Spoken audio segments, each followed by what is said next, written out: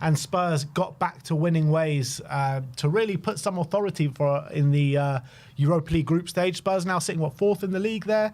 But sixth in the league. We were fourth when we won, and then we dropped down to sixth after the 8 o'clock games. But yeah, I think it's not signed, sealed and delivered that we get in the top 8, but we've put ourselves in a really good chance, haven't we, to get in that top 8 now? Yeah. I guess I did a lot of breaking it down last year in terms of how analysis of that top 8, and I think we can go into that. But in terms of the game, I think we'll talk about that first, and we'll go into the kind of permutations, as you say, about the top 8. It was a struggle yesterday. There's no doubt about it, and we started off really strong, and I think you need to do that in the situation that we are. Just try and get as many goals as possible early, and try and kind of win the game and see it out. And kind of we obviously took the 2-goal lead, and could have been more in that first half. With Bergvall missed a really good chance, Porro missed a good chance, Son probably could have had one more as well on top of the goal he scored. But it was really encouraging how we were so easily opening them up. I guess Hoffenheim maybe similar to what people accused Tottenham of. They were being maybe a bit naive and a bit like they had a lot of injuries, but they were also pressing high and being really aggressive, and they were kind of committing a lot of bodies forward, and Spurs were just picking them off every time down the other end. And I thought we were using all our tools, our armoury, to try and basically open them up. And Porro that assist for the goal was beautiful from Porro. That long pass over to Maddison. That's a run, by the way. Maddison, every game he seems to get at least one chance making that run. Sometimes he takes it, sometimes he doesn't. He could be sometimes doing more with those chances. That's something that he literally said that in those words, didn't he, in the post-match interview? Yeah, well, I think it's true. I think he does make that run a lot, and I've noticed that. And we look for him, especially early in the game. A lot of the time he makes those runs. It's kind of Dele Alli-esque, people have been calling it, that little late run on the shoulder of the defender, looking to get him behind. And it's something that Dele Alli Toby to Dele used to be a lot of joy doing that. And that's something that Maddison does a lot. And I think we should be finding him a lot more in those positions. And obviously we did on this occasion. Took it beautifully, and it was a perfect start. And then at that point it looked like it was going to be a case of how much Tottenham just kept striding forward, especially when we were kind of being very direct, winning the ball in the middle, and bam, we were springing on them. Sonny was running in behind. You had Decky, I thought, doing well on the right. You had Maddison, I thought, pulling the strings. Bentancur, I thought, was brilliant for a lot of it. And Hoffenheim just barely troubled us. But then, after about 35 minutes or so, 35 minutes, they did start to come back in the game. And that's when, tiredness really started to seep in for Spurs. And we were watching it together, weren't we? And we said, at 2-0, you just need to get that third goal to put the game to bed, really. And that's all it was missing from our performance in the first half, because we came out on fire, really. We really did. With 11 senior players fit in the squad, we had to come together, and I think that's exactly what we did. And I gave the players a lot of credit, because even in the times that we were coming under pressure, at the end of the first half, in the second half, I felt like the players just gave everything that they could yesterday. They really did, with 11 fit players, and a lot of them tiring, and a lot of them having to play so many minutes over the past month or so. The effort that they put in yesterday was nothing short of remarkable. Yeah, I think the youngsters especially, as Maddison said after the game, they're churning out 90 minutes after 90 minutes, and they're putting an incredible effort for the team, and the level they're playing at such a young age is very, very impressive. And I think Bergvall ran his absolute socks off yesterday. Archie Gray in another different position yesterday at left back, I thought was probably one of our better defenders as well. I thought he did brilliant. All round, I thought he kept up his standards really well. But on this occasion, unlike maybe on previous games, Sonny, Maddison, Bentancur, some of the senior players really stepped up and really performed. And that was to their credit, and it really helped the team, because the youngsters have been putting in a massive shift in recent weeks. And it just feels like the senior players at the moment are not performing to the level we know. Look, I know there's reasons for that and there's excuses for that, but they're too often not putting in the level of performance that we need them to put in. And yesterday that was different, and they really stepped up. It was, and I thought Maddison was doing such a great job for us. What was goal and assist on the day in the first half. Brilliant stuff from Maddison. Sonny was electric down that left-hand side. It was the best Sonny performance we've seen in a long time as well. And, you know, he came up trumps exactly when the team needed him as well. You know, it's 2-1. It's a precarious situation. Probably every single Spurs fan watching it being like, oh, here we go again. We're not going to win this game. Hoffenheim are cutting us open. We look tired. We look lethargic. And then up steps Son Heung-min with... a finish out of the top drawer, really. That finish for that third goal is what we've been accustomed to seeing from Sonny for so many years now. And for one reason or another, it's just not been going right for him in front of goal. And the first one, yeah, a bit fortuitous with the deflection. It kind of looped over the keeper. But that second one that he scored to really put the game beyond doubt was... really was sensational, I would say. Brilliant. And it was actually super, super clinical because that was the only shot we had that whole half. Yeah. And so it was literally pretty much one of the only times we had to attack them. And so literally he got that moment and we had to take it. If we didn't take it, I think we probably end up not winning that game, potentially even losing it if he doesn't take that chance. So it was a super important moment in the game and it was a really clinical moment and he absolutely arrowed it into that far corner and it got us to 3 points, which really puts us in a good position. So, you could see in that second half it was hard to watch. I think Sonny even said after in the end of the game it was definitely at times that second half was really hard to watch because they were, you know, they kept playing how they were playing. They probably upped the aggression even more in that second half with man-to-man marking, and we were kind of just forced to going long really, and we couldn't get out. We couldn't get out at all. It kept coming back at us. They were winning all the duels. We weren't being aggressive enough. Obviously, Mikey Moore came on and that helped relieve the pressure a bit. But even with him on, it was really difficult for Tottenham to kind of keep the ball in whatsoever. And it just looked like it was a matter of time before Hoffenheim were going to take advantage. They hit the bar through Kramaric. They had the penalty that was overturned when Austin clearly got the ball ahead of the Hoffenheim striker. Wasn't it? How strange was that penalty decision? Because obviously they give the penalty and then they wait up until Kramaric has the ball, putting it on the spot. And they wait until basically he's about to run up and take the penalty to go back to VAR. And then he's looking at it like about 6 or 7 times over to see that's not a penalty. I mean, it was clear. Yeah, I mean, it was clear as day. You need one look at it. You could see he gets the ball. Yeah. I don't know why he needed like 10 looks at it. He's like, did he get the ball? He's like, no, he's clearly got it. Just overturned the penalty. And massive credit to him yesterday, by the way, Brandon Austin. Yeah. There was that one save down low really quickly. I think it was going through a few players as well, so he would have seen it late. So Brandon Austin, brilliant stuff yesterday. And again, I mean, I'll keep mentioning it, but I'll mention it again that it just makes a mockery, these Brandon Austin performances, of the decision to pick Fraser Forster over Jed Spence in the Europa League squad. Yeah, he's done very well. Credit to him. Albeit it probably wouldn't have made a difference yesterday because Spence has been feeling a knock. Yeah, but credit to Brandon because it's not easy waiting for your opportunity like he has done. And unfortunately for him, as soon as he's got his opportunity, we've already got Kinski here, and now obviously Vicario is on his way back. He's not going to be too long behind. So I do feel bad for him, but maybe these performances, maybe similar to like Emi Martinez. I'm not saying he's Emi Martinez level, but remember when Emi Martinez had to wait many years for his opportunity at Arsenal, and then all of a sudden, I think it was an injury to Leno, and he got his opportunity and he was brilliant for like a few months. And then off the back of that, he didn't become number one, but he got a move to Villa off the back of it and really made a career out of himself. So maybe Austin is looking at that kind of situation. Yeah, I mean, if I was Austin, I would have a bit more ambition about my career instead of being accepting the third choice keeper at Tottenham, because I do think he's better than that from what he's shown in the last couple of games. That's my point. Yeah, and I'm agreeing with you. I do think he's better than that. However, from a Spurs perspective, we've just given him a 5-year contract. He's signed it. And we need him for the club train numbers. That's the reality. Yeah, that is also true. I don't know what we do in that situation. I don't know do we have more club train for next year? Because what we need is players that are between 15 and what was it, 15 and 21 who have been here for 3 years. Well, Mikey Moore, I guess. Moore is one, isn't he? Is he counted as one, Mikey? No, because he has not been not for 3 years, between 15 and 21. Right.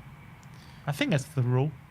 I think it's between 15 and 21. Aren't there a few players like Pape Sarr and players like that going to be added to the I think Sarr didn't count because he went back on loan apparently he didn't count. But I'm trying to think. I think Moore might count next year. Yeah, Moore might count next year. Lancashire probably counts next year if he sticks around. I'm trying to think. Anyone else in the comments can help us? But obviously Whiteman's probably going to stick around. That's 3. We need 4, don't we? Yeah. So maybe that's assuming that we're in Europe next season. We might not even be in Europe next season. True. That's fair. I mean, not a fair assumption. Unless we win the Europa League, I think we can safely say. Well, any of the cup competitions. Oh, that's also true. Yeah. If we win basically, we need to win a trophy to get back into Europe next season. That's I think that's fair. That's fair to say. I think, But anyway, look, I think all in all, it was a really good performance in the first half. We showed a lot of grit as well in the second half to see us through the game. Ben Davis. I thought Ben Davis was brilliant, particularly in the second half when, backs against the wall, the amount of clearances, blocks, interceptions. I mean, he was putting his body on the line, wasn't he, Ben Davis, yesterday? And I think a much better performance. His first game back wasn't the greatest performance, but I think he's come back and, Mr. Reliable, as everyone likes to call him, Ben Davis, and he showed that yesterday. Yeah, definitely. And it's a welcome return for him. I know he came back into Everton. We changed that back three and we were a bit of a mess. But people forget, or I don't know if people forget, but, before the injury, it was injury. He's playing really well. And he was being a really consistent performer for us. And obviously he's not Van de Ven level, but he's still doing a really good job for the team. We're getting some good results. Before, actually, Davis got injured, our results weren't bad, even with the injury crisis. I think we beat City. I know I think we dropped points to Fulham, but we got a draw there. And then I think then we lost to Bournemouth where he got injured. That was it. So obviously I think the results really took a real bad turn for the worse when he got injured. That was when it really started getting terrible. So hopefully with him back, the results can somewhat stabilise potentially. Yeah, I hope so. We'll have to wait and see what happens. We don't want to overplay him as well, and for him to start getting niggling injuries and reoccurrence of an injury and get fatigued and everything like that. But yeah, yesterday, all in all, I thought he was brilliant in terms of the job that he did for the team. Two players as well. I think that our two best players on the day were probably Maddison and Bentancur, in my opinion. Bentancur, I said it in the preview, sometimes when Bentancur comes back after a little layoff, he looks a bit sluggish, not really at it, but it was the opposite yesterday. I thought he was bang at it in the middle of the park. Yeah, and I guess it's a bit different because he's come back from a concussion, which I'm not saying is not serious. It can be serious, but I'm just saying it's not like a physical, like a muscle injury or something where maybe he might have got over that concussion a lot quicker than say a niggle or something like that. So I don't know how long he was back in training for, but he definitely seemed on his game. What I like about Bentancur, it can sometimes go against him, but yesterday definitely went for him, is that he plays the ball a lot quicker than Basuma, and especially in a game like yesterday when it really helps to be really direct and it really helps to exploit that space when Hoffenheim are leaving that space in behind. I thought every time he got the ball, he was playing it very quickly, either into a Maddison or into a Dekin. It just set us up on that attack very quickly. He started both goals, didn't he, in the first? And the second and the third one, he won the ball in the middle. He won the ball in the middle of the park, gave it to Mikey very quickly, and bam, we got the goal. So I think that works very well. But obviously there are some games where calls for a bit more patience, and sometimes he rushes things, I feel, and that sometimes works against him. But I thought in a game like yesterday, it was perfect, and I thought not just on the ball, off the ball, winning those second balls. How many times they pulled the ball back to the edge of the area, and he's just there to mop up and make sure no chance comes of it. I thought he was brilliant in that aspect as well. So obviously with Basuma out, really great timing for him to come back, and we're going to need him. But it's just so for every time we know with Bentancur, I don't know what has been his longest stretch being fit ever since he's come back. I don't know, because every time something happens. So let's just hope from now to the end of the season, he can kind of stay injury free. I read somewhere on Twitter, I can't remember now who said it. It might have been an ITK, and if so, maybe take it with a pinch of salt. But I read somewhere that we might be offering him a new contract, which would be interesting if that was the case. I haven't seen any of that, but. Yeah, I mean, it'll be interesting to see if we are offering Bentancur, because I think he's got the quality, right, to be a rotation option in the midfield for us. I do believe that, but I mean, we just can't seem to get him consistently on the pitch. That's the most. But it's not his fault a lot of the time. Yeah, maybe it's not his fault, but the suspension. The suspension was most definitely his fault. Yeah, I guess that's true. And the injuries he's just been so unlucky with injuries. Going from the ACL, then coming back, and Cash absolutely doing him in. And two concussions. I mean, twice. Yeah. Yeah, it's ridiculous. It really is ridiculous. But if I'm going to say who I'd prefer to sell between him and Basuma, it'd be Basuma.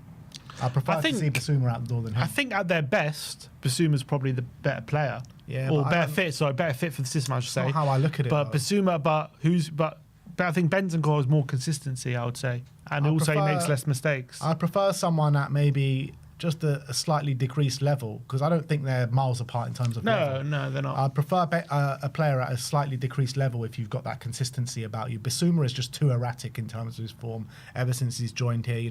I said it. I mean, we were having those debates at the beginning of the season. I was saying I would have sold him last summer, and he's done not much this season. He has had good games, but he's done not much to really sway my mind this season. I think that's harsh. I think he's been actually pretty good this season. I think by and large, and but the problem is whenever he makes a mistake, it really gets highlighted, and it gives people more ammo against him in terms of evidence of him being inconsistent. And no doubt about it. There has been bad performances from him this season as well. But I actually think by and large, when he's being fit, and especially in the periods where he's rotating with Bentancur, he's been pretty good. I don't think he's been too bad, and he has some really good performances, but when he's been overplayed and there also has been inconsistencies in as well, he just makes some silly mistakes. He loses his concentration too often, like the Arsenal thing. Like that happens. Like Bentancur doesn't do that as much as Bissouma.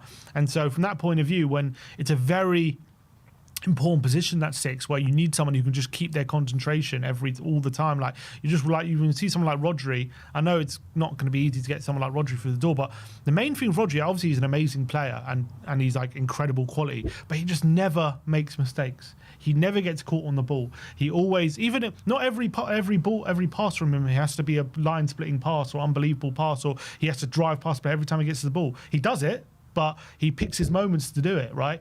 But the most important thing from Pep's point of view is, when he's on the pitch, he won't make a mistake. And unfortunately, with Bissouma, you just can't have that trust. Yeah, and look, every time Rodri's on the ball, it seems like he's got like a million seconds or a million minutes like on the ball. He just seems to be always in space, but that's just concentration. That's just because of the way he plays, the positioning that he takes up on the pitch, and how smart he is on the ball.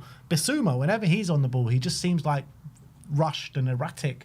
I mean, not all the time, but I mean, it just happens way too often with Bissouma. That's what I'm trying to get at. And ever since joining, don't get me wrong, I think he has improved this season somewhat, but I've never been fully convinced with Bissouma ever since he's joined. Yeah, that's the reality. He's never really, apart from those first 10 games, in terms of real consistency at the top level, he hasn't really had it. That's the truth. I mean, who would you prefer? Because I do think one of them have to be the Fall Guys this summer. Yeah. So which one would you prefer to sell? At the moment, probably Bissouma, I would say. Yeah.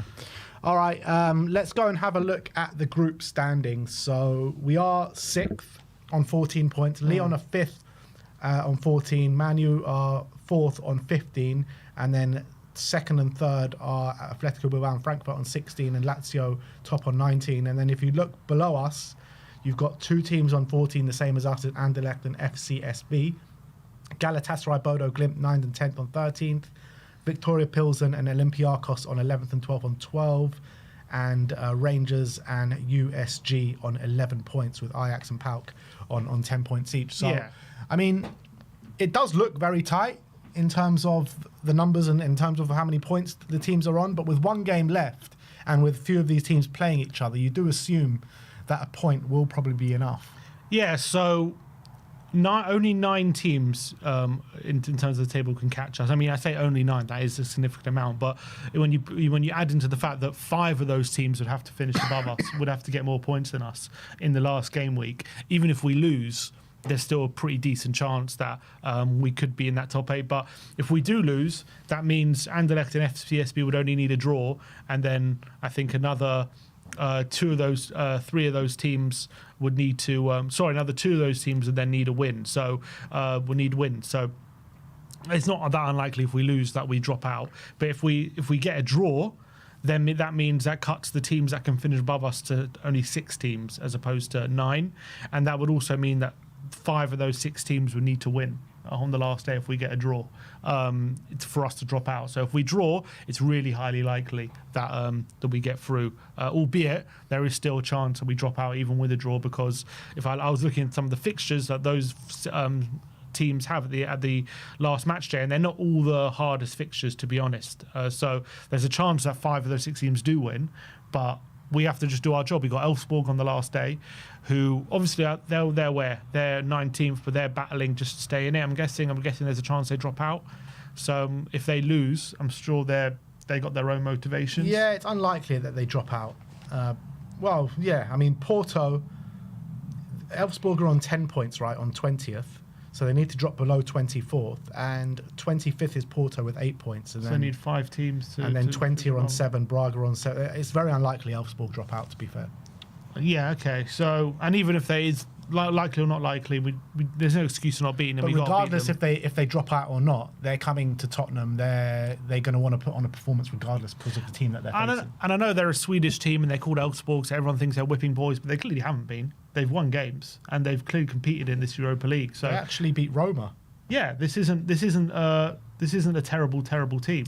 They lost 3-0 to Athletic Bilbao. They drew with Braga. Where's the Roma game? I swear I saw them beat Roma. They beat Nice 1-0 yesterday. They beat Karabag. They lost 4-3, I think, to another To Galatasaray, wasn't it? 4-3 to Galatasaray. Yeah. Yeah, and they beat Roma 1-0. Right, so they've played quite well against some really good teams. Yeah, but I mean, the wins that they have got, the good wins that they have got have all been at home. So away, they've struggled. Yeah, fair enough. And I'm not saying there's an excuse for beating them. My only point is it's not going to be this 4-0 game where at the beginning of this group when Should be though. Maybe, but yeah, it probably should be if we were at our best and fully fit. Probably should be. I think at this point, I don't think it will be. To be honest, If we played like we played in the first half yesterday, it's what it should be.